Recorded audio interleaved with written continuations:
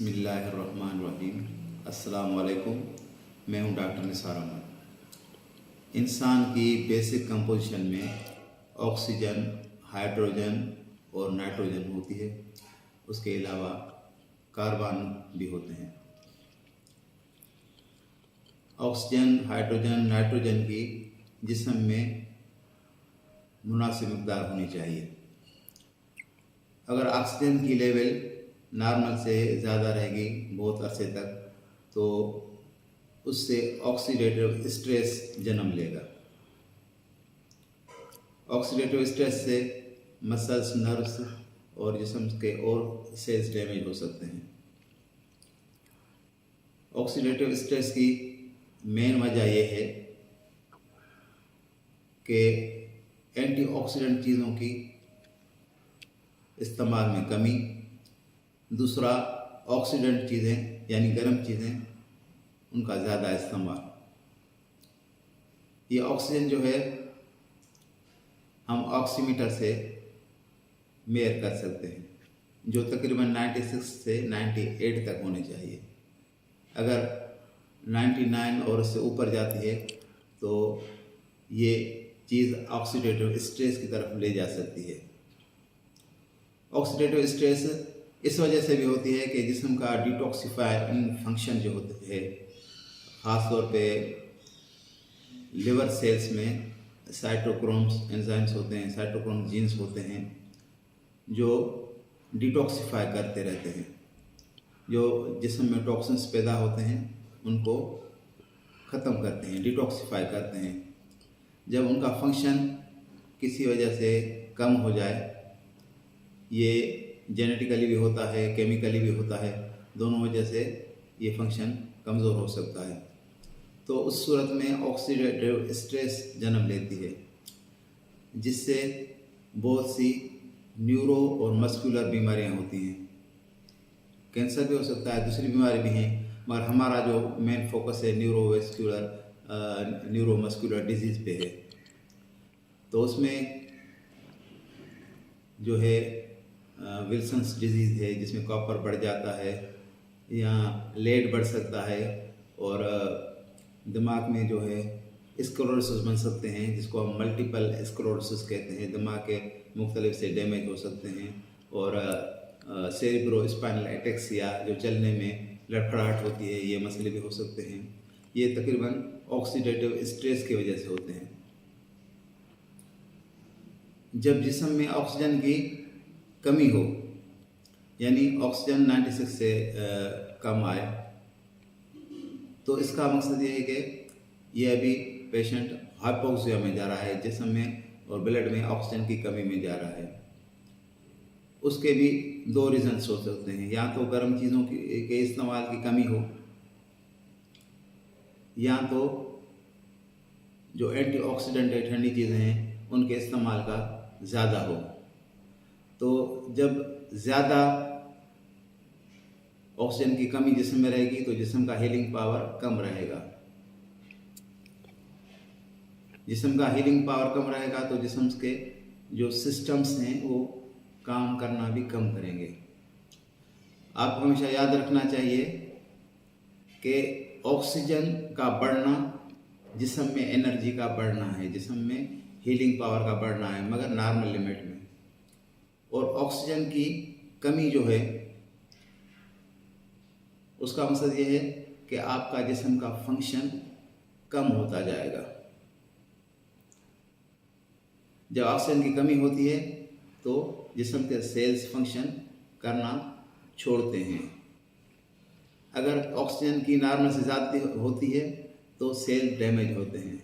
तो इनको बैलेंस रखना चाहिए। हम जो चीज़ें खाते हैं कुछ अल्कली होती हैं और कुछ तुर्श खट्टी एसिडिक होती हैं, कुछ चीज़ें तर होती हैं जिसमें हाइड्रोनियम आयंस ज़्यादा होते हैं, हाइड्रोजन आयंस ज़्यादा होते हैं, और कुछ खुश्क होती हैं जिनमें हाइड्रोजन आयन कम होते हैं। तो ये जो है बैलेंस रखना पड़ता है जिस्म में। हमारे जिस्म का जो pH है, जो अल्कली और एसिड से मिलकर बनता है, ये जो है तकरीबन 7.43 होना चाहिए। 7.43। अगर जिस्म में अल्कली की मिक़दार बढ़ेगी तो ऑक्सीजन भी जिस्म में बढ़ेगी। अगर जिस्म में एसिडिक चीज़ें बढ़ेंगी, जिस्म में तुर्श चीज़ों की मिक़दार बढ़ेगी तो ऑक्सीजन हमारी कम होगी। तो ये हमको नॉर्मल पे रखना चाहिए, ये 7.43 तकरीबन।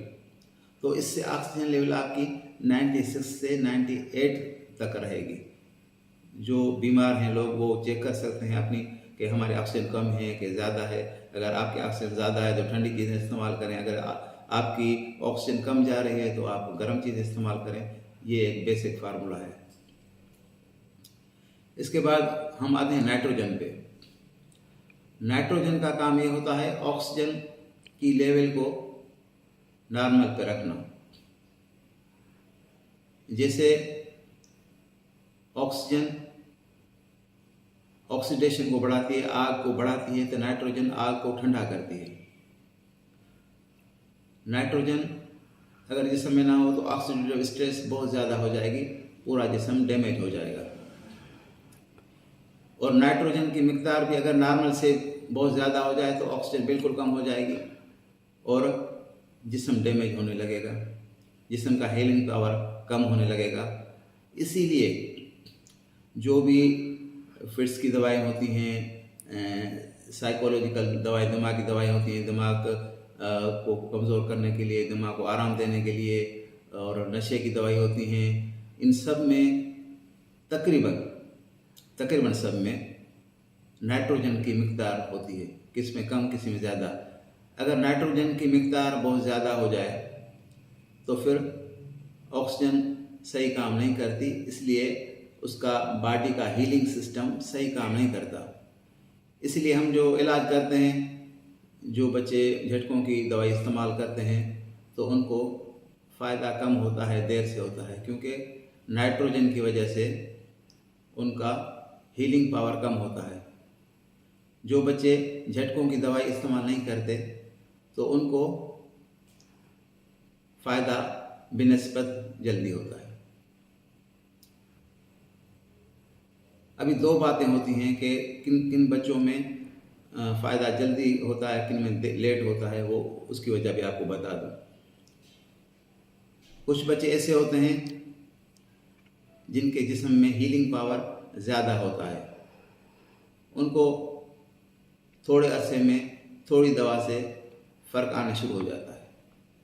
ऐसे बच्चे होते हैं जिनमें हीलिंग पावर कम होता है। हीलिंग पावर में जिस्म में मुख्तलिफ़ किस्म के एंजाइम्स, जिस्म में मुख्तलिफ़ किस्म के हार्मोन्स, वो भी शामिल होते हैं। एक बीमारी है मेटाक्रोमिक ल्यूकोडिस्ट्रोफी, मिसाल दे रहा हूँ आपको। ये अरसात जीन की कमज़ोरी की वजह से, उसकी म्यूटेशन की वजह से होती है, जिससे होता क्या है कि एक एंजाइम है जिसको हम कहते हैं एरिल सल्फाटेज ए, उसकी कमी होती है, जिसकी वजह से एक किस्म की चिकनाई है, फैट है, जिसको हम कहते हैं सल्फाटाइड। वो जिस्म के मुख्तलिफ हिस्सों में जमने लगती है, दिमाग में जमने लगती है और जिस्म के और हिस्सों में जमने लगती है। तो उससे बॉडी सिग्नल्स सही नहीं आते, बॉडी स्टिफ्स होने लगती है, सख्त होने लगती है, जिसको हम कहते हैं दिमाग सिकुड़ने लगा है। तो अब ये एंजाइम तकरीबन 15 से 45 तक होना चाहिए। अगर किस बच्चे का ये एंजाइम्स 5 है तो उनको फ़ायदा ज़ाहिर देर से होगा। अगर किसका एंजाइम्स ये 10 तक है तो ज़ाहिर उसको फ़ायदा कुछ जल्दी होगा। ये जो टेस्ट्स हैं पाकिस्तान में इतनी होती नहीं है, बाहर मुल्क में होती हैं। हर पेशेंट को हम लिख के नहीं दे सकते क्योंकि ये लोग अफोर्ड नहीं कर सकते, बहुत महंगी टेस्टें होती हैं।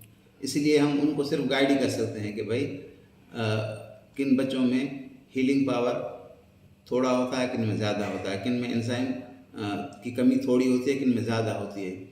बाज़ ऐसे पेशेंट होते हैं जिनको बिल्कुल थोड़ी कमी होती है, सिर्फ परहेज़ करने से भी उनका मसला हल हो जाता है। बाज़ मरीज़ ऐसे होते हैं जिनको हम डोज ज़्यादा देते हैं मगर फिर भी उनका मसला नहीं होता। माइटोथेरापी का महीने में हम एक सेशन किसको करते हैं उसको फ़ायदा हो जाता है। कोई कोई पेशेंट ऐसे भी होते हैं जिनको डेली माइटोथेरापी का सेशन किया जाता है फिर भी उनको फ़ायदा नहीं होता। उसका बेसिक वजह यह है कि उनके जिस्म में वो एंजाइम की कमी बहुत ज़्यादा होती है। तो ये बात लोगों को समझनी चाहिए। जब एक पेशेंट ठीक होता है या उसको बेहतरी आती है तो लोग कहते हैं कि इनको तो 3-4 महीने में 5 महीने में बेहतरी आई, हमको तो साल 1.5 साल में बेहतरी नहीं आई। तो उसकी ये वजह है कि उनका हीलिंग पावर, उसके जिस्म में जो एंजाइम्स की कमी है वो बहुत ज़्यादा होती है, तो उसमें इसलिए उनको टाइम ज़्यादा लगता है। तो ऑक्सीजन और नाइट्रोजन के बारे में मैंने आपको बताया। उसके अलावा हाइड्रोनियम आयंस भी होते हैं जो हाइड्रोजन से बनते हैं। तो जिस्म में हाइड्रोनियम आयंस की ज़्यादती या हाइड्रोजन की ज़्यादती का मकसद ये है कि जिस्म में तरी ज़्यादा है, जिस्म में पानी ज़्यादा है। और जिस्म में अगर हाइड्रोनियम आयंस कम हो तो उसको हम कहेंगे कि इसके हाइड्रोनियम आयंस कम है, हाइड्रोजन इसमें कम है, यानी इसमें पानी की कमी है, डिहाइड्रेशन है। तो जो तिब्ब का एक नज़रिया है जिसको हम कहते हैं मिजाज, गर्म मिजाज, सर्द मिजाज, सर्द तर मिजाज, सर्द खुश्क मिजाज, तो ये साइंटिफिकली भी प्रूव्ड है जैसे मैंने आपको बताया। क्योंकि साइंस ऑक्सीजन, हाइड्रोजन, नाइट्रोजन की कंपोजिशन में कमी बेशी को तो मानती है, मगर मिजाज को वो अभी समझ नहीं सकती।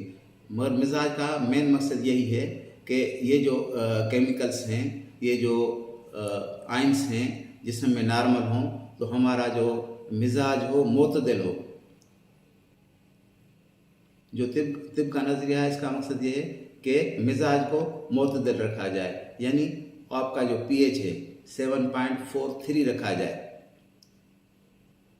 अपनी ग़िज़ाओं से, अपने फलों से, वेजिटेबल्स से, सब्जियों से और दवाओं से, जड़ी बूटियों से, इन सब का मकसद ये है कि जो मिजाज को मुतदल रखा जाए, pH को नॉर्मल रखा जाए।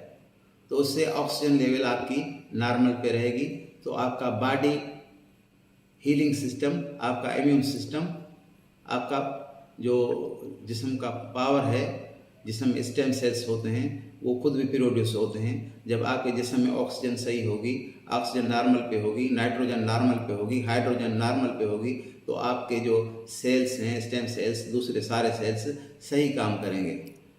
सेल्स की ट्रांसफर्स नॉर्मल होगी, क्योंकि स्टेम सेल्स एक जगह बनते हैं तो फिर वो ट्रांसफ़र करके दूसरी जगह जाते हैं जहाँ उनको ज़रूरत होती है, जहाँ डैमेज होती है।